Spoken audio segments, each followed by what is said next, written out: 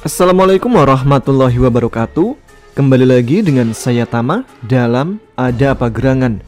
Bagaimana kabar kalian? Semoga selalu diberikan kesehatan dan juga rezeki yang cukup.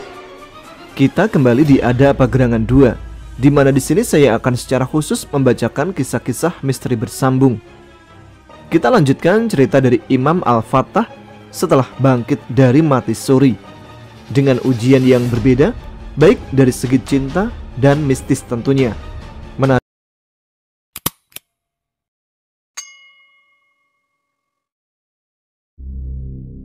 Saya spontan berbalik dan melihat Dewi Arumkesuma sudah melayang sambil melemparkan selendang kuningnya ke arah sinar keemasan yang sesaat lagi akan menyambar tubuh saya. Karena terponggok, saya hanya sempat melompat satu tombak ke samping dan suara terdengar jelas di telinga saya persis sebelum tubuh saya terjatuh menghantam tanah. Saya meringis kesakitan sambil berusaha bangkit dan melihat ke arah lengan yang nampak menyisakan luka panjang berlumuran darah. "Kakang, kau tidak apa-apa?" tanya Dewi Arumkesuma yang masih memegangi selendangnya, lalu menarik lengan saya dan menotok jalan darah di sekitar luka untuk menghentikan pendarahan. Saya tertegun melihat kedatangan gadis penjaga gerbang kerajaan Laut Utara itu yang terlihat sedang mencoba untuk memberikan pertolongan pertama pada luka saya dengan wajah diliputi kecemasan. Sekilas saya sempat melihat ujung selendang kuning jin cantik tersebut nampak robek dengan pola menghitam di sepanjang tepi robekan, seperti terbakar oleh sesuatu. Setelah pendarahan di luka saya berhenti, perlahan Dewi Arumkesuma membantu saya untuk berdiri. Pandangan saya langsung menatap ke arah depan dan terkejut melihat Ridho sudah memegangi senjata saktinya kembali sambil tersenyum mengejek. Sementara di sebelahnya nampak jin cantik berpakaian putri keraton berwarna hijau yang seingat saya adalah penjaga gerbang kerajaan Laut Selatan. "Ayo Anjani, mengapa kau tidak menghentikan pemuda itu sebelum melukai saudaranya?" bentak Arumkesuma dengan wajah garang ke arah jin cantik di samping Ridho yang ternyata memang benar adalah penjaga gerbang Laut Selatan. Kedua mata saya membesar saat mendengar ucapan Dewi Arumkesuma. Ternyata luka panjang menganga di lengan saya adalah akibat terkena sabetan cambuk langit selatan milik Ridho. Tidak saya sangka dia akan melakukan hal seperti itu. Jika Dewi Arumkesuma telat menangkis sebagian besar cambuk milik Ridho, ternyata lengan saya mungkin sudah terputus. Sesaat Ridho melirik ke arah Dewi Ayu Anjani yang ada di sebelahnya. Jin bermahkota kecil dengan bertahtakan batu permata berwarna hijau itu nampak membalas lirikan Ridho dengan senyuman. "Pemuda itu yang lebih dahulu menggunakan kesaktiannya untuk melukai saudaranya, Arumkesuma. Bukankah kau lihat sendiri dengan mata kepalamu?" tanya Dewi Ayu Anjani sambil memainkan sebagian rambut hitam dan panjangnya yang tergerai di atas dada besar yang membusung. "Tapi, sudahlah Arumkesuma, kau bertekad untuk melindungi anak manusia yang kau cintai sekuat tenaga. Begitu pula dengan aku, semampuku akan melindungi pemuda ini. Jika kau tidak berkenan, maka anggaplah ucapanku barusan sebagai tantangan," ucap Dewi Ayu Anjani yang memotong kalimat saudarinya sekaligus membuat saya tercekat.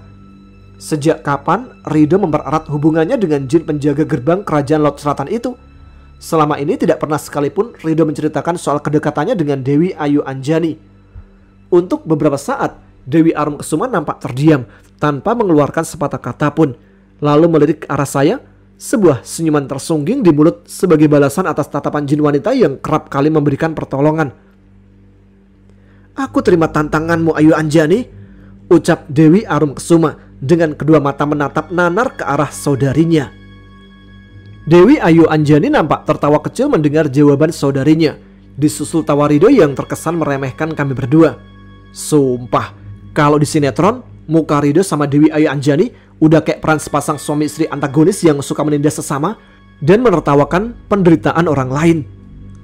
"Kau tidak harus melawan saudari kandungmu demi aku Arumkesuma," ucap saya lirih ke arah jin penjaga gerbang kerajaan utara. Jin cantik itu nampak menoleh ke arah saya dengan tatapan tidak mengerti pada awalnya, tapi sesaat kemudian ia menyimpulkan sebuah senyuman. "Dewi Ayu Anjani bukan saudari kandungku, Kakang. Sebagian besar jin yang hidup di bawah panji kerajaan Laut Utara dan Selatan menganggap diri mereka saudara satu sama lain meski tinggal di wilayah berbeda. Begitu pula aku dan Ayu Anjani, tapi tidak ada hubungan darah di antara kami. Lagi pula, aku tidak bisa membiarkan Ayu Anjani melukaimu, Kakang," jawab Dewi Arumkesuma yang saya balas dengan anggukan kepala pertanda mengerti. "Sebaiknya kau bergabung dengan Lembu Rukmo dan anak muda yang dijaganya di luar lingkaran ini, Kakang. pedang jaga samudera tidak lagi ada bersamamu. Selain itu, kau juga sedang terluka. Aku tidak mau hal buruk menimpamu karena memaksakan diri untuk bertarung bersamaku, ucap jin berbusana putri kerajaan berwarna kuning itu. Aku bukan jenis manusia yang akan mundur dari medan pertempuran hanya karena sedikit luka dan ketidakberuntungan, Arum Kesuma. Aku masih sanggup meladeni mereka berdua karena aku masih punya keyakinan, jawab saya disusul senyuman lain yang tersungging. Dari arah berlawanan, Dewi Ayu Anjani terlihat merentangkan tangan kanannya ke depan dengan posisi telapak tangan terbuka dan kedua mata terpejam. Tiba-tiba, selari cahaya kuning memanjang mulai muncul tepat di tengah telapak tangan jin penjaga gerbang kerajaan laut selatan itu. Beberapa saat kemudian, cahaya tersebut berganti menjadi sebilah trisula kuning dengan 3 ujungnya yang sudah memendarkan sinar serupa. Melihat hal itu, Dewi Arum Kesuma juga melakukan hal sama. Dengan di tangan kanannya saat ini sudah tergenggam sebilah trisula perak. Saya yang menyadari kedua jin penjaga gerbang dua kerajaan laut masing-masing telah bersiap dengan senjatanya, mulai merasa gusar. Sebenarnya, masalah saya dan Rido masih bisa diselesaikan baik-baik dengan omongan, meski saya harus memulainya dengan pertarungan. Tapi mengetahui saat ini ada 2 jin wanita yang sebentar lagi akan bertarung dengan alasan sama-sama ingin melindungi kami, saya merasa sedikit cemas. Seharusnya tidak seperti ini ujung pertarungan gue dengan Rido, bisik saya menyesali keadaan. Sebaiknya kau menjauh, Kakang. Pertempuran ini akan berlangsung sengit karena kekuatanku setingkat dengan Ayu Anjani, ucap Arum Kesuma membuat saya perlahan menggelengkan kepala, lalu melangkahkan kaki kanan untuk maju. Kakang, apa yang kau lakukan? Pertanyaan Arum Kesuma terdengar mengandung ketidaksetujuannya atas tindakan yang akan segera saya lakukan. Saya terus melangkah mendekat ke arah Rido dan Dewi Ayu Anjani tanpa mengindahkan pertanyaan Arum Kesuma, lalu berhenti tepat 2 tombak di hadapan mereka. Sebuah senyuman saya lemparkan ke arah Dewi Ayu Anjani dan berganti dengan senyuman dingin saat menatap Rido. Mau ngapain lu? Menyerah? Tarung aja belum udah menyerah aja, ucap Rido dengan nada mengejek. Lalu sengaja melecutkan cambuk langit selatan 3 jengkal di atas kepala saya. Suara lecutan cambuk itu terdengar memekakkan kedua telinga saya karena saking dekatnya. Bahkan beberapa percikan bunga api dari ujung cambuk yang barusan dilecutkan Rido mengenai lengan saya dan sempat membakar kulit. Dengan cepat saya singkirkan beberapa percikan yang menyala itu dari kulit lengan. Nampak jelas luka bakar kecil berwarna hitam terjejak di beberapa bagian kulit lengan saya. Kali ini saya sengaja menahan emosi yang sebenarnya sudah kembali terpancing oleh ulah Rido. Semua saya lakukan agar pertempuran antara Dewi Arum Kesuma dan Dewi Ayu Anjani tidak sampai terjadi, karena saya tidak mau jin penjaga gerbang kerajaan laut utara itu mengalami sesuatu yang buruk. Maaf Dewi Ayu Anjani, aku harap kau tidak meneruskan niatmu untuk bertarung dengan Dewi Arum Kesuma. Ucapan saya seketika membuat jin penjaga gerbang kerajaan laut selatan itu memicingkan kedua matanya. Apa maksudmu? Arum Kesuma sendiri yang menerima tantanganku. Apakah kau takut kalian akan kalah dari kami? Tidak, aku tidak takut kalah sama sekali. Bagiku menang atau kalah tidak menjadi soal. Tapi coba kau pikirkan, Dewi Ayu Anjani, masalah ini adalah antara aku dan Rido saja. Sama sekali tidak ada sangkut pautnya dengan kalian berdua. Jadi aku minta, biarkan aku dan Rido yang akan menyelesaikan permasalahan antara kami, jawab saya yang sedikit terusik mendengar pertanyaan Dewi Ayu Anjani yang terkesan menganggap saya sebagai seorang pengecut. Tapi kau yang lebih dulu menyerang pemuda ini. Kau pula yang memukulkan tapak jagat ke dadanya. Itu pun dengan cara licik, tuduh jin penjaga gerbang kerajaan laut selatan itu. Saya menarik nafas dalam-dalam dan menunjukkan luka sayatan cukup dalam di lengan kanan kepada mereka berdua. Kau bandingkan luka sambaran cambuk langit selatan dengan luka karena ajian tapak jagatku di dada kanan Rido, ucap saya. Dewi Ayu Anjani nampak langsung memperhatikan luka di lengan kanan saya dan jejak hangus samar-samar berpola telapak tangan yang ada di atas kaos yang putih yang dikenakan oleh Rido. Aku sengaja mengurangi tenaga dalam saat memukul dadanya. Bahkan aku bisa dengan mudahnya menghancurkan jantung Rido seketika menggunakan ajian tapak jagat. Tapi apa yang aku dapat? Pemuda yang ada di sampingmu malah menyerangku dengan cara membokong dari belakang. Sekarang katakan padaku, siapa yang lebih pantas kau sebut licik? Sambung saya yang seketika membuat wajah Dewi Ayu Anjani memerah. Bukan karena tersipu, lebih tepatnya karena malu, karena tuduhannya saya patahkan mentah-mentah. Sementara Rido sendiri nampak semakin menajamkan sorot matanya. Lalu dengan cepat ia melompat ke arah saya sambil mengayunkan combak langit selatan miliknya. Tiba-tiba, sebuah selendang berwarna kuning membelit pinggang saya dan menarik tubuh saya ke belakang. Saya sempat bersalto 2 kali di udara untuk menghindari posisi jatuh agar kedua kaki yang menapak tanah lebih dahulu. Sementara Dewi Arumkesuma nampak melesat ke depan dan menyabetkan trisula peraknya ke arah cambuk langit utara. Ujung cambuk sakti pemberian Kisuta terlihat membelit pangkal 3 ujung runcing trisula perak. Untuk beberapa saat, baik Dewi Arumkesuma dan Ridho terlihat sama-sama mengerahkan tenaganya untuk saling membetot. Tapi Ridho yang sebagian tenaganya sudah terkuras saat melawan saya tadi nampak mulai kelelahan. Tiba-tiba, jin penjaga gerbang kerajaan laut utara itu memutar tubuh dan melayangkan tendangan ke arah pinggang Ridho. Sebuah tendangan dari kaki indah beralaskan sandal berikat hingga setengah betis milik Dewi Arumkesuma berhasil menyerang di pinggang Ridho dan membuat pemuda itu terpelanting ke samping. Sementara cambuk langit selatannya terlepas dan masih tersangkut di trisula perak. Anehnya, saat Dewi Arumkesuma ingin menyentuh senjata itu, tiba-tiba cambuk langit selatan menghilang tak terlihat. Melihat Ridho terbanting ke samping, Dewi Ayu Anjani pun melesat cepat ke arah saudarinya sambil memutar-mutar trisula kuning miliknya. Dewi Arumkesuma yang sudah bersiap seketika melompat menyambut serangan yang akan diberikan jin penjaga gerbang kerajaan laut selatan. Suara 2 bilah besi yang saling beradu terdengar keras saat kedua senjata milik 2 jin penjaga 2 kerajaan laut bentrok di udara. Percikan bunga api berwarna perak dan kuning sempat tercipta di sisi bentrokan 2 trisula itu. Saya yang melihat Ridho sedang berusaha bangkit segera berlari cepat ke arahnya. Ridho langsung memasang kuda-kuda sambil sesekali mengusap-usap pinggangnya yang barusan terkena tendangan Dewi Arumkesuma. "Gua tahu lu seneng, lihat senjata gua juga hilang, iya kan?" tanya Ridho yang masih mengacungkan kedua tangannya yang terkepal depan dada. "Sotoy lu, sedikit-sedikit main tuduh aja. Jin penjaga hilang, nuduh gua. Senjata hilang, juga masih nuduh gua." Ucap saya sengaja menyelipkan sedikit candaan untuk mengurangi amarah Ridho. Bukannya berkurang, Ridho malah memburu saya dengan melayangkan sebuah pukulan ke arah wajah. Dengan cepat, saya tangkap kepalan Ridho dan menarik lengan pemuda itu. Sedikit tenaga saya salurkan ke kaki kanan sebelum menendang bokong Ridho dari belakang. Tendangan saya di bokong Ridho membuat pemuda itu tersungkur dan merosot beberapa tombak ke depan, menggilas rumpunan ilalang dengan bagian depan tubuhnya. Saya sempat tertawa kecil melihat Ridho yang sudah terduduk, namun masih berusaha membersihkan pakaian dan rambut serta mulutnya yang kemasukan patahan daun ilalang. Mendengar suara-suara dentingan keras senjata yang beradu beberapa tombak di belakang saya langsung membalikkan tubuh dan melempar pandangan ke arah Dewi Arumkesuma dan Dewi Ayu Anjani yang masih berduel sengit. Mereka terlihat saling serang dengan cara memukul, menendang, bahkan menusukkan trisulanya masing-masing. Tubuh kedua jin perempuan yang semula melayang-layang di udara dengan gerakan cepat perlahan semakin melambat. Kedua jin wanita cantik itu nampak mulai kelelahan. Beberapa kali Dewi Ayu Anjani berhasil mendaratkan pukulannya di tubuh lawan, tapi langsung dibalas oleh Dewi Arumkesuma dengan cara yang sama.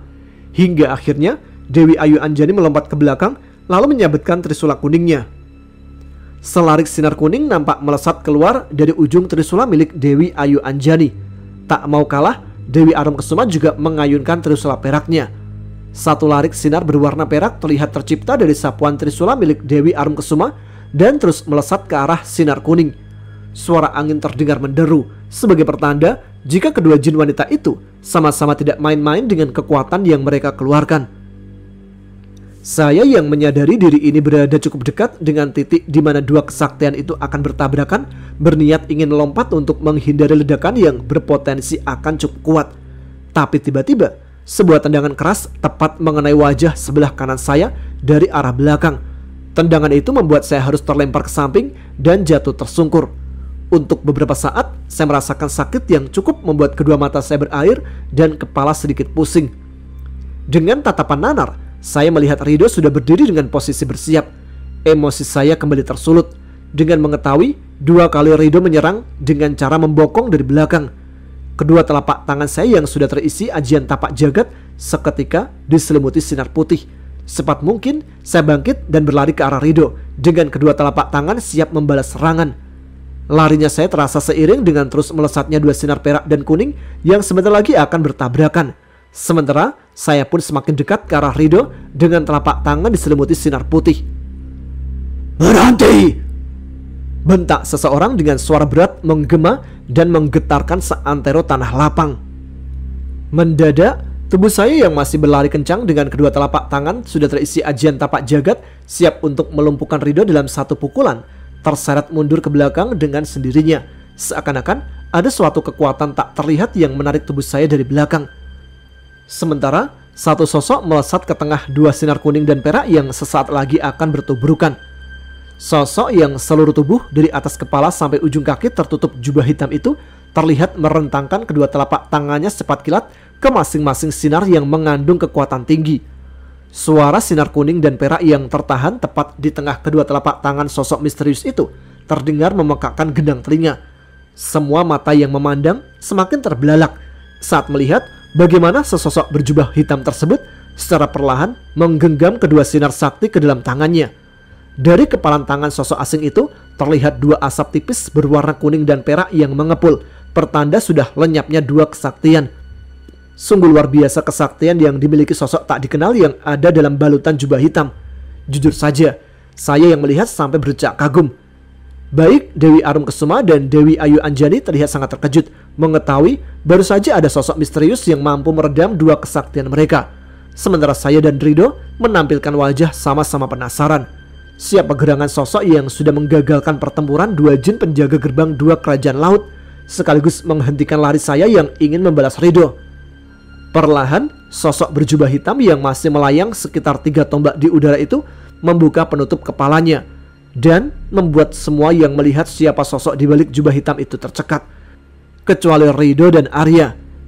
Bahkan saya sempat mendengar suara lenguhan Lembu Rukmo di luar lingkaran putih yang dibuatnya sendiri.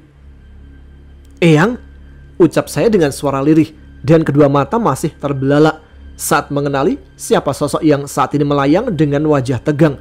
Ridho yang terlihat masih menatap bingung ke arah sosok berwajah mirip dengan saya itu melempar pandangan ke arah saya saat mendengar suara yang keluar dari lisan ini. Sementara kedua jin penjaga gerbang dua kerajaan laut nampak menundukkan wajahnya dan perlahan mundur beberapa langkah ke belakang. "Bodoh! Kalian berdua ada di sini, bodoh semua!" bentak Raja Jin sambil menatap tajam ke arah kami semua secara bergantian, lalu turun ke bawah dan berhenti melayang tepat sejengkal di atas ilalang yang tumbuh liar. "Mohon ampun penguasa tanah Pasundan, jika boleh bertanya, apakah kesalahan kami yang membuat Paduka marah?" tanya Dewi Ayu Anjani sambil mengacungkan tangan kirinya ke tengah dada dan posisi kepala menunduk hormat. "Aku meminta penguasa kerajaan Laut Selatan dan Utara mengutus kalian ke sini agar dapat melerai perseteruan keturunanku dengan saudaranya, bukan malah ikut bertempur membela masing-masing bocah tengik yang kalian cintai. Dasar jin bodoh!" bentak Raja Jin yang membuat Dewi Ayu Anjani tersentak.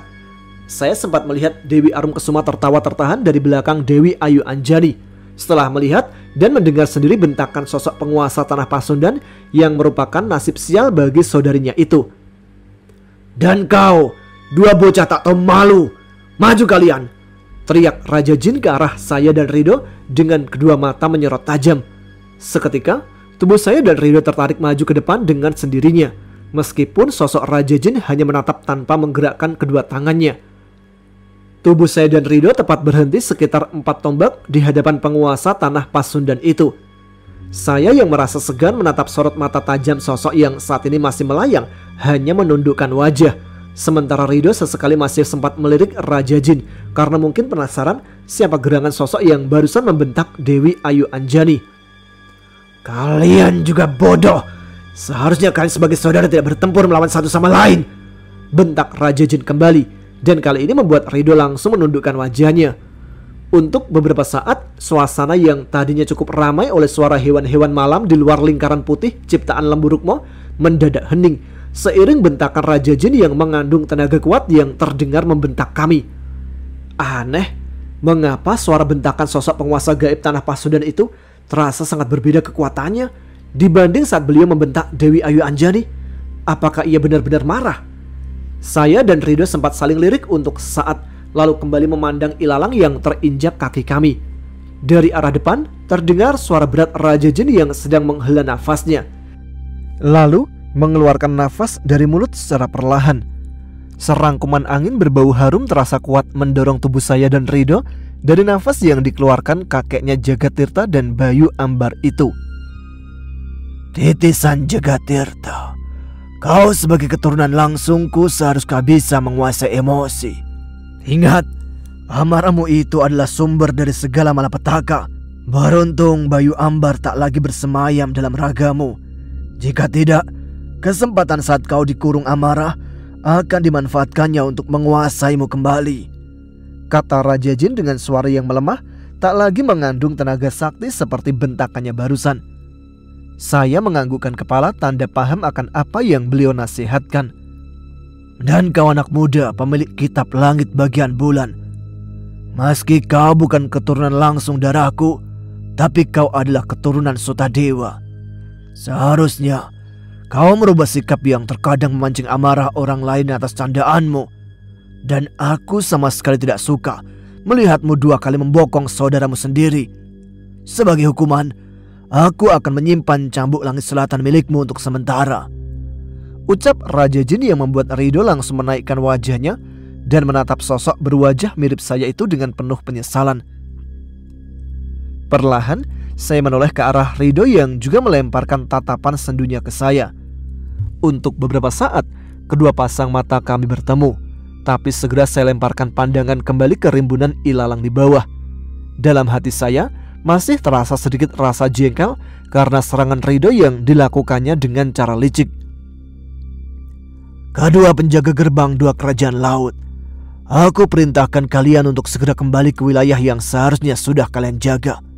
Aku akan kembali menemui penguasa kerajaan laut utara dan selatan guna membicarakan hukuman bagi kalian yang tidak menjalankan tugas permintaanku, ucap penguasa gaib bumi Pasundan dengan cukup tegas. Kedua jin cantik yang mendengar langsung saling bertatapan satu sama lain. Ada raut kecemasan yang terlihat dari wajah mereka. Tapi tak lama mereka pun menganggukkan kepalanya masing-masing. Dewi Arungkesuma sempat menoleh ke arah saya dan melemparkan senyuman getirnya sebelum pergi menghilang dari tempat ini, menyusul Dewi Ayu Anjani yang sudah terlebih dahulu lenyap. Melihat 2 jin perempuan sudah tidak lagi nampak, Raja Jin perlahan menoleh ke arah luar lingkaran putih dan menjentikkan jari. Tiba-tiba tubuh Lembu Rukmo dan Arya tertarik dengan cepat ke arah kami dan berhenti persis di sebelah saya dan Rido. Sosok Lembu Rukmo langsung duduk bersujud di hadapan junjungannya dengan kedua tangan diancungkan di atas tanduk. Ampun beribu ampun Paduka Raja, hamba mengaku salah. Tidak seharusnya hamba mencampuri urusan dunia manusia terlalu jauh. Hamba tidak tahu jika salah satu dari 2 pemuda itu adalah keturunanmu, ucap Lembu Rukmo dengan suara bergetar karena rasa takut. Bagus jika kau sudah menyadari kesalahanmu, Lembu Rukmo. Tadinya aku berniat menghukummu dengan mengganti wujud kepalamu menjadi kepala tikus, seperti yang aku lakukan ratusan tahun lalu, dengan menggunakan kepala lembu sebagai hukuman atas dosamu di masa silam. Beruntung kau sudah sadar dan meminta ampun kepadaku. Ucapan Raja Jin barusan sontak membuat wajah Lembu Rukmo memutih pucat seketika. Sementara saya, Arya, dan Rido yang juga terkejut saling bertukar pandangan selama beberapa saat. Begitu mengetahui ternyata wujud kepala lembu dari jin penjaganya Arya adalah hukuman Raja Jin atas dosa Lembu Rukmo di masa silam. Sekarang kau harus mengantarkan pemuda itu kembali ke asalnya, sementara kau tetap di sini, Ger, sambung Raja Jin sambil menunjuk ke arah Rido dan disusul perintah lanjutan untuk saya. Lembu Rukmo yang mendengar perintah junjungannya segera bangkit lalu berjalan menghampiri Rido. Arya juga terdengar meminta Rido untuk memegang bahunya sebelum Lembu Rukmo membawa mereka pergi meninggalkan tempat ini. Mendekatlah padaku, Ger, perintah penguasa gaib tanah Pasundan. Sesaat setelah sosok Lembu Rukmo, Arya dan Rido menghilang. Saya pun melangkah mendekat ke arah sosok yang masih mengenakan jubah hitam dan berhenti persis 1 tombak di hadapannya, masih dengan wajah tertunduk. Perlahan, Raja Jin yang pernah menyelamatkan saya saat tertusuk pedang Jagat Samudra memutar tangan kanannya ke arah depan. Pejamkan matamu, aku akan membawamu ke suatu tempat, perintah Raja Jin yang membuat saya mulai merasa sedikit cemas. Tanpa banyak pertanyaan, saya melakukan yang beliau perintahkan. Saat telapak tangan kanannya menyentuh bahu saya, sapuan angin malam nan dingin sempat berhembus melewati tubuh saya. Seiring dua indera penglihatan ini mulai tertutup. Beberapa detik kemudian, saya merasakan semilir angin malam seketika berganti menjadi hembusan angin yang membawa hawa panas. Indera penciuman saya bergerak-gerak karena menangkap aroma khas belerang yang terbawa hembusan angin. Jantung saya terasa berhenti saat benda ini kembali teringat saat Bayu Ambar menunjukkan kilasan kejadian di mana Kisuta hendak membuang dirinya ke dalam kawah yang bergolak di puncak sebuah gunung berapi. Tega banget Eyang kalau sampai bawa gue ke tempat itu, ucap saya dalam hati. Masih dengan kedua mata terpejam karena belum mendapatkan perintah dari sosok yang membawaku. Buka matamu sekarang, ucap Raja Jin dengan suara berbisik. Saya sempat menaikkan kepala, berpura-pura tidak mendengar ucapan lirih Raja Jin. Sebenarnya saya tidak berani membuka mata, takut apa yang saat ini meneror di benak saya akan menjadi nyata. Jika kau tidak mau membuka mata, aku akan meninggalkanmu seorang diri di sini. Baik Eyang, aku akan membuka mata. Tapi beri aku waktu sebentar saja, pinta saya dengan suara sempat terbata-bata untuk mengumpulkan keberanian. Sebelum membuka mata, saya menarik nafas dalam-dalam dan mengeluarkannya perlahan. Hal itu saya lakukan untuk mengendalikan rasa takut yang sempat menguasai. Singkirkan keraguan dalam hatimu, Ger, atau kau akan menyesal, ucapan Raja Jin barusan seketika menggugurkan keberanian saya yang mulai terkumpul. Dengan rasa ragu dan takut yang masih ada, saya perlahan membuka mata. Pandangan pertama yang ingin saya lihat adalah ke arah depan, yang saya rasa akan lebih menenangkan. Benar saja, saat kedua indera penglihatan saya terbuka, di hadapan saya terbentang hamparan hutan yang jika dilihat saat hari terang pasti akan sangat indah. Jauh di seberang hutan terhampar lautan lepas yang juga terlihat samar dalam gelapnya malam. Subhanallah, pas malam aja indah, apalagi siang, ucap saya tanpa sadar memuji kebesaran Tuhan. Raja Jin terlihat tersenyum sambil menatap ke arah yang sama dengan yang saya lihat. Untuk sejenak, saya melihat raut senang terlukis di wajah beliau. Jangan lihat ke arah bawah, Ger, ucap Raja Jin ke arah saya yang memang tidak sengaja sedang mengarahkan pandangan ke bawah. Astagfirullah, pekik saya dengan suara keras sambil refleks memeluk lengan Raja Jin. Bagaimana tidak beristighfar? Di bawah saya jelas terlihat kubangan kawah dengan cairan lava berwarna merah menyala yang bergolak siap menghanguskan apa saja yang terbenam ke dalamnya. Dan kedua kaki saya yang masih bersepatu menapak puluhan tombak di atas permukaan kawah. Bukan menapak, tapi melayang. Raja Jin terdengar tertawa terbahak-bahak. Suara tawanya saling bersautan karena bergema berpantulan di semua penjuru. Saya sama sekali tidak berniat untuk melepaskan pegangan tangan erat di lengan beliau. Memang saat ini saya tidak jatuh karena kesaktian Raja Jin. Tapi bagaimana jika saya melepaskan pelukan di lengannya? Bukan tidak mustahil, saya akan jatuh dan menjadi debu seketika di bawah sana. Tidak. Gua belum mau mati, apalagi jika mati dengan cara ini. Setidaknya, jika ajal menjemput, jangan dengan cara tercebur ke dalam kawah yang sedang bergolak. Lepaskan pelukanmu dari lenganku, Ger. Percayalah, kau tidak akan jatuh ke bawah sana. Ucapan Raja Jin lagi-lagi membuat saya bukan merasa tenang. Tapi, melihat senyuman yang tersungging di wajahnya, perasaan saya berangsur-angsur mulai membaik. Pandangan saya yang menatap lekat-lekat wajah Raja Jin mencoba mencari kepercayaan dari kedua matanya. Sebuah kepercayaan bahwa ia akan menjaga saya dan tidak akan membiarkan saya jatuh terhempas ke dalam kawah. Perlahan, saya melepas satu pelukan tangan dan berdiri sedikit tegak. Hembusan angin kencang membawa hawa panas dan aroma belerang sempat membuat tubuh saya bergoyang. Dengan wajah panik, saya menoleh ke arah sosok yang mirip dengan saya itu. Raja Jin kembali tersenyum, lalu melepaskan lengannya dari pegangan sebelah tangan saya yang masih tersisa di sana. Wajah saya tegang seketika saat berdiri dengan dua kaki menapak sesuatu tak kasat mata. Puluhan tombak di atas kawah yang bergejolak. Lihat, kau tidak jatuh bukan? Sekarang bersiaplah, Ger. Kita akan meluncur ke bawah dan menembus kawah itu untuk masuk ke dalam istanaku. Kedua mata saya spontan terbelalak mendengar ucapan Raja Jin. Beberapa kali saya menggelengkan kepala, pertanda menolak perintahnya. Bagaimana mungkin dia meminta saya untuk bersiap menceburkan diri ke dalam kawah yang tingkat panasnya ribuan Celcius itu? "Apakah kau bersungguh-sungguh, Eyang?" tanya saya dengan kedua mata membesar, berharap sosok yang saat ini rambut panjangnya sedang berkibar-kibar itu hanya menguji keberanian saya. "Tentu saja. Mengapa kau bertanya, Ger? Apakah kau takut? Itulah masalah utama manusia. Selalu saja ada keraguan dalam hatinya. Yakinlah, Ger. Jika kau yakin dan menyerahkan seluruh jiwa ragamu dalam genggaman kuasa ilahi, niscaya segala sesuatu akan mungkin untuk terjadi. Selama itu tidak merubah garis takdir yang sudah dituliskan Sang Maha Kuat." Jelas Raja Jin memberi wejangan untuk saya. Saya sendiri hanya tertegun mendengar kalimat demi kalimat yang meluncur dari lisannya. Tapi tetap saja akal sehat saya menolak, apalagi jika melihat jelas letupan-letupan lava yang bergejolak di bawah sana. "Yakinlah akan kuasa ilahi, Ger. Lagi pula, atas izin yang maha menentukan takdir, aku tidak akan membiarkan dirimu melebur menjadi satu dengan kawah. Sekarang bersiaplah. Dalam hitungan ketiga, kita akan jatuh meluncur ke bawah.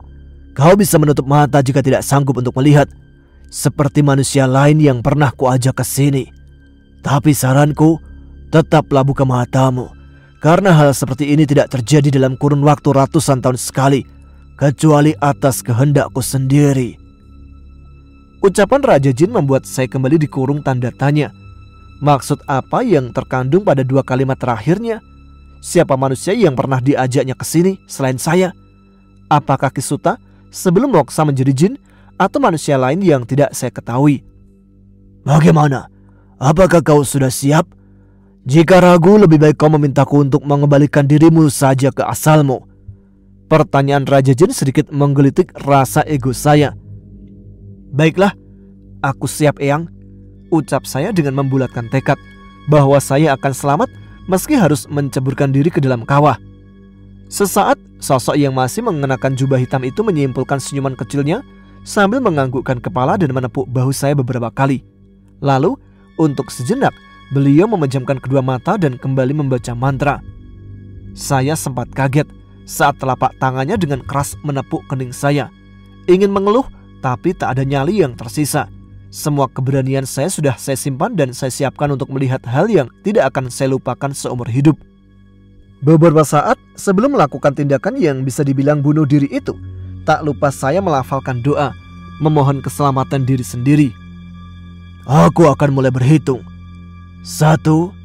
Hitungan Raja Jin terdengar terhenti, membuat saya yang sudah bersiap harus menelan ludah karena termakan rasa tegang. 2. Lagi-lagi, suara sosok yang sepertinya sedang mempermainkan saya itu kembali terhenti. Perasaan saya yang sudah bercampur aduk antara takut, cemas, dan tegang semakin bertambah saat mendengar hitungan Raja Jin harus terhenti pada angka kedua. Tatapan mata saya nanar memandang letupan lava di bawah sana yang siap menerima dan melebur raga saya seketika. Tanpa sadar, seluruh tubuh saya sudah gemetar dengan sendirinya. Hal itu menandakan rasa takut saya yang teramat sangat sudah mulai menguasai. 3. Tepat saat suara Raja Jin berhenti di hitungan ketiga, injakan kaki tak kasat mata yang selama ini menopang tubuh saya hilang dalam sekejap. "Ibu!" Suara teriakan saya yang memanggil ibu terdengar menggema di seantero gunung, seiring jatuhnya tubuh saya yang terus meluncur ke bawah, bersamaan dengan mulai hilangnya kesadaran. "Ger, bangunlah, kita sudah tiba." Suara seorang laki-laki yang baru-baru ini sering terdengar di telinga saya membuat kesadaran ini kembali. Saya perlahan membuka mata dan mendapati diri sedang tergolek di atas tanah berpasir. Sosok Raja Jin nampak sudah berdiri dengan gagah di samping saya sambil tersenyum memandang ke depan. Perlahan saya bangkit lalu dengan cepat memeriksa semua bagian tubuh. Khawatir ada satu bagian yang terbakar karena terkena percikan lava. Alhamdulillah, semua anggota tubuh saya masih sempurna seperti sedia kala, tak kurang satu apapun. Setelah merasa semua baik-baik saja, Saya lantas mengedarkan pandangan ke segala penjuru. Aneh, di sekeliling saya hanya ada hamparan tanah berpasir nan tandus, tanpa ada sepotong tumbuhan pun yang tumbuh di sana. Semua yang terlihat hanya pasir dan pasir. Terus kemana perginya malam? Beberapa saat lalu hari masih terasa gelap, pertanda malam masih panjang. Tapi di sini matahari sudah bersinar panas dan terik, membuat terang suasana di sekitar. Apa gua udah masuk ke alam jin dasar kawah? Di mana istanamu, Eyang? Tanya saya penasaran, sambil terus mengedarkan pandangan, mencoba mencari bangunan megah layaknya istana yang sempat disebutkan Raja Jin. Tanpa menjawab pertanyaan saya, Raja Jin malah memukulkan dua telapak tangannya ke atas pasir yang terhampar di bawah. Suara berdentum terdengar saat dua telapak tangan Raja Jin memukul hamparan pasir. Seketika, tanah yang ditutupi jutaan kubik pasir berwarna putih gading itu bergetar hebat, disusul dengan terdengarnya dua suara auman singa yang menggema. Tiba-tiba, dari jarak 10 tombak di hadapan kami, muncul sebaris benda berwarna emas yang menyeruak dari bawah tanah berpasir. Getaran tanah yang terasa semakin dahsyat laksana gempa bumi dengan skala Richter tinggi membuat saya harus tengah berlutut dengan kedua telapak tangan menapak di atas tanah, mencoba mencari keseimbangan. Semakin lama, sebaris benda berwarna keemasan yang menyeruak dari bawah tanah tampak berkilauan terkena sinar matahari. Bumi yang terasa bergoncang seiring munculnya benda misterius dari dalam tanah membuat saya sempat terjatuh duduk. Saya tertegun saat melihat benda tersebut ternyata adalah dua pintu gerbang dengan barisan pagar yang memanjang tak berujung. Gerbang emas yang tingginya menjulang hingga menembus langit siang dan panjang pagar atau benteng kokohnya nampak tak berbatas itu terlihat berkilauan diterpa sinar sang surya. Sementara di belakang gerbang gaib tersebut hanya ada kegelapan aneh yang menyeliputi. Ini adalah gerbang istana gaib, Kungger, ucap Raja Jin dengan wajah menyunggingkan sebuah senyuman bangga. Tiba-tiba, dua auman singa kembali terdengar bersautan dan menggetarkan tanah berpasir tempat kami berpijak. Saya yang merasa ada ancaman mendekat langsung bangkit dan mengalirkan seluruh tenaga dalam ke kedua telapak tangan. Perlahan namun pasti, dua telapak tangan saya mulai memendarkan sinar putih sebagai pertanda ajian tapak jagat sudah siap. Jangan keluarkan ajian, Mungkir. Suara mengaum yang kau dengar tadi adalah sambutan dari kedua penjaga gerbang kerajaanku, ucap Raja Jin dengan suara penuh wibawa. Belum 2 detik terlewati setelah Raja Jin selesai berucap, saya melihat sinar matahari mendadak gelap karena tertutup oleh sesuatu. Dua auman singa lagi-lagi terdengar, namun kali ini semakin kencang suaranya, pertanda makin dekatnya sosok yang disebut Raja Jin sebagai dua penjaga gerbang kerajaan. Dari atas langit, saya melihat sesuatu nampak melayang turun menutupi sinar terik matahari. Kedua tangan yang sudah tak terisi ajian tapak jagat sesuai anjuran Raja Jin, saya gunakan untuk menutupi mata dari silaunya cahaya matahari.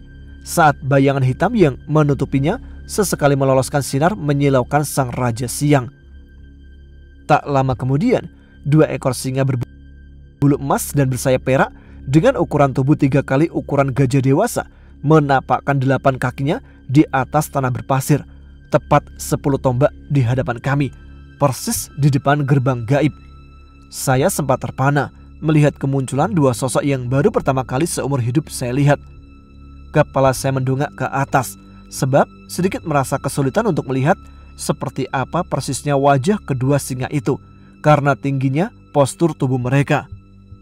Akan tetapi, saya kembali dibuat takjub saat melihat tubuh dua singa bersayap tersebut perlahan-lahan mengecil dan mulai diselimuti asap putih.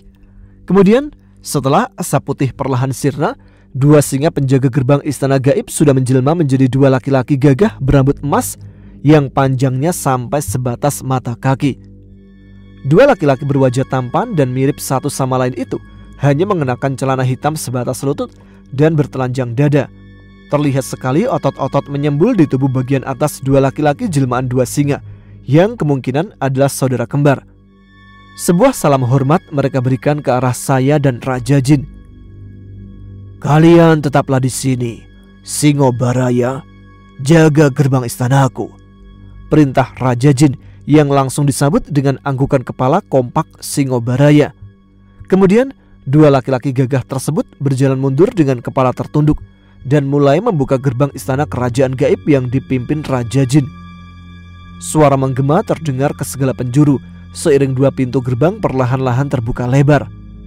Kedua mata saya kembali terbelalak saat melihat kegelapan yang semula tampak di balik gerbang lambat laun berubah terang dan menampilkan sebuah istana megah layaknya istana raja dalam cerita pengantar tidur anak-anak. Meski masih terlihat dari jarak jauh, tapi kemegahan istana itu sudah tampak dari tempat saya berdiri. "Masuklah, Angger," ucap Raja Jin yang langsung menyadarkan saya dari ketertegunan.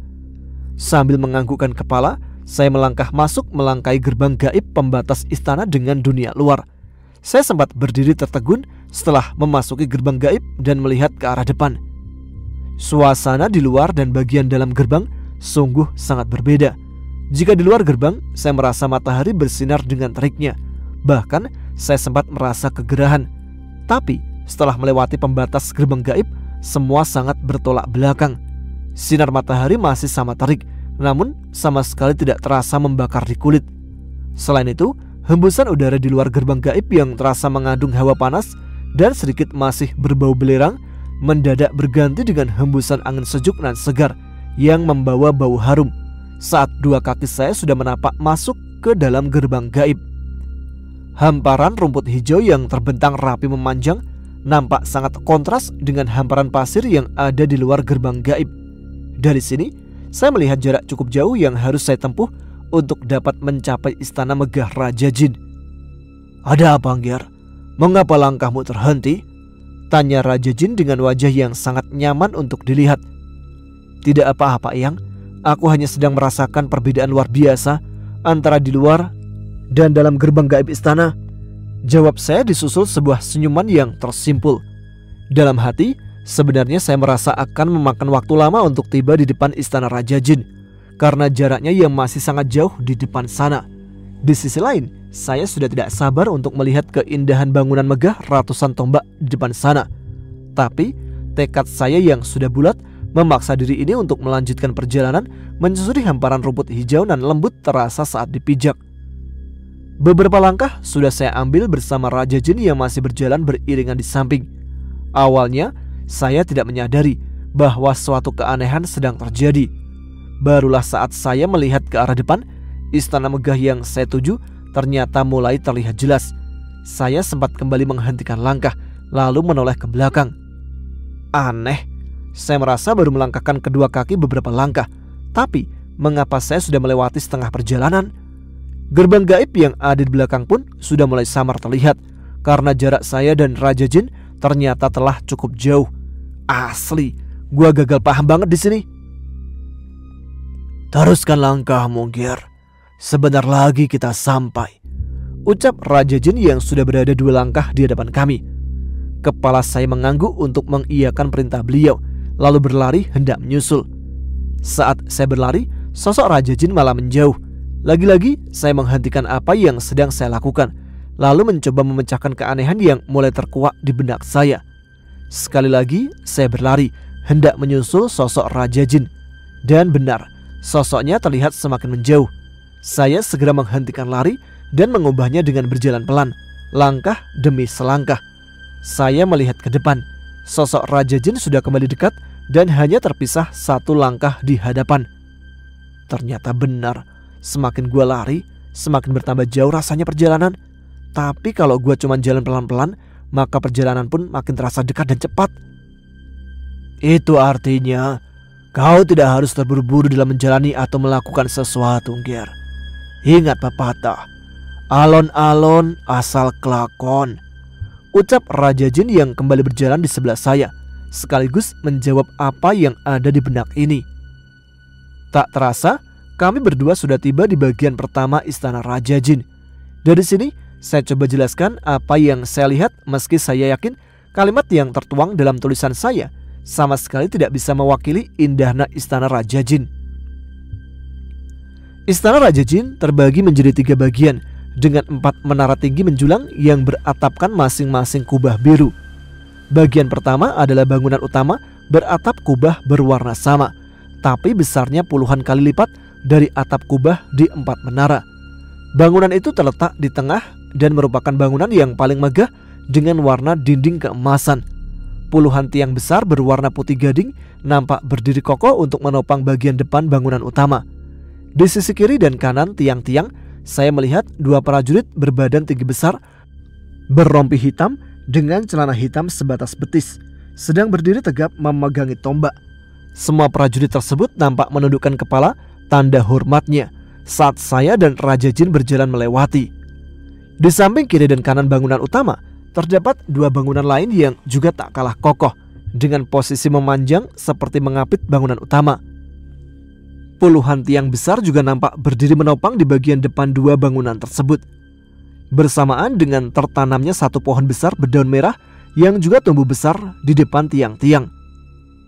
Bangunan yang ada di tengah itu adalah istana utama, Kungger. Di sanalah singgasanaku berada, ucap Raja Jin sambil berjalan memangku tangan di belakang. Ada berapa tiang besar yang menopang istanamu, Eyang? Tanya saya yang sempat menghitung jumlah tiang besar nan kokoh yang berderet rapi di depan, di samping kiri dan kanan. Raja Jin sempat tersenyum mendengar pertanyaan konyol yang barusan saya lisankan. 99, Ger. Sesuai dengan jumlah nama mulia Rob kita, jawab Raja Jin yang membuat saya tertegun. Persis di depan 2 buah pintu sangat besar yang dijaga prajurit bertubuh tinggi kekar dan berpenampilan sedikit berbeda dengan kawanannya yang lain. 2 prajurit berbadan tinggi besar dengan otot kekar, mengenakan rompi berajut benang emas dan celana sebatas betis, langsung memindahkan tombak mereka yang sempat menyilang persis di depan pintu istana. Salam hormat tak lupa mereka tunjukkan dengan menundukkan kepala di hadapan saya dan raja mereka. Di hadapan saya terpampang 2 pintu berukuran besar berwarna emas dengan ukiran indah. Beberapa tulisan aksara Arab yang menurut saya berupa potongan ayat suci Al-Quran terukir di beberapa bagian pintu. Ini menandakan sosok Raja Jin merupakan jin yang taat. Sebuah senyuman tersungging di wajah Raja Jin saat 2 prajurit membuka pintu istana. Lagi-lagi saya tertegun melihat apa yang terpampang di hadapan. Sebuah ruangan besar dengan banyak sekali perabotan mewah yang didominasi oleh emas terpajang di beberapa sudut ruangan. Karpet merah tebal bertaburan ribuan helai bunga kantil dan kenanga terbentang panjang dari ujung lantai marmer berwarna putih hingga ke singgasana besar yang terbuat dari emas dan bertahtakan ratusan batu permata. Dudukan singgasana Raja Jin yang berwarna keemasan nampak sangat halus dan empuk. 2 dayang cantik berpakaian sopan terlihat berdiri mengapit singgasana raja sambil memegangi sebuah kipas seperti bulu merak namun cukup besar. Saya melihat ada 2 sosok jin laki-laki yang berpakaian ala bangsawan zaman kerajaan kuno terlihat berbaris rapi di sebelah kiri, beberapa tombak jaraknya dari singgasana raja. Di sebelah kanan nampak 2 sosok jin perempuan yang berpakaian layaknya putri keraton. Keempat sosok tersebut menggunakan mahkota yang lebih kecil dibandingkan mahkota Raja Jin. Di sebelakang tiap sosok jin itu ada bangku bulat berukir yang dudukannya berwarna putih. Saya bisa merasakan hawa kesaktian yang berada di atas semua jin yang pernah saya temui memancar dari keempat sosok jin itu. Tapi masih tidak bisa menandingi hawa kesaktian yang terpancar dari sosok Raja Jin sendiri. Semua sosok jin laki-laki serta jin perempuan yang berbaris saling berhadapan dan hanya terpisahkan karpet merah nan tebal yang ada di tengah mengulumkan senyum ramah mereka ke arah saya. Saya sendiri hanya membalas senyuman mereka dengan sedikit kikuk. Beberapa sosok dayang-dayang berpenampilan cantik namun sopan seketika menundukkan wajahnya saat melihat kedatangan kami. Bagaimana menurutmu ruang utama istana, Kungger? Tanya Raja Jin sambil berjalan beberapa langkah di depan, lalu mengibaskan jubah hitam yang seketika berubah menjadi baju kebesarannya, serta mahkota emas berukuran besar juga muncul tiba-tiba di atas kepala beliau. Saya yang mengekor di belakang beliau masih tertegun saat melihat ada saja sesuatu yang membuat saya terpukau di dalam istana ini.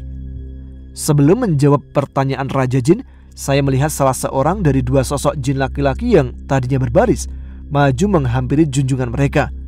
Untuk sesaat saya mengerutkan dahi karena memandang jin laki-laki berkumis tebal dengan air muka tegas itu sedang membisiki sesuatu di telinga kanan Raja Jin.